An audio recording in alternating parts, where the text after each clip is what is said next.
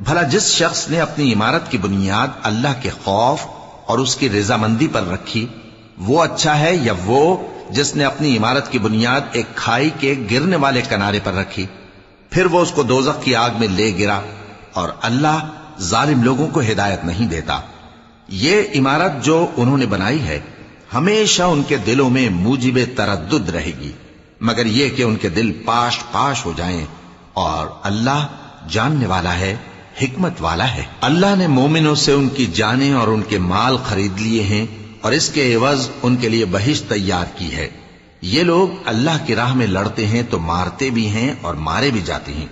ये तौरात और इंजील और कुरान में सच्चा वादा है जिसका पूरा करना उसे जरूर है।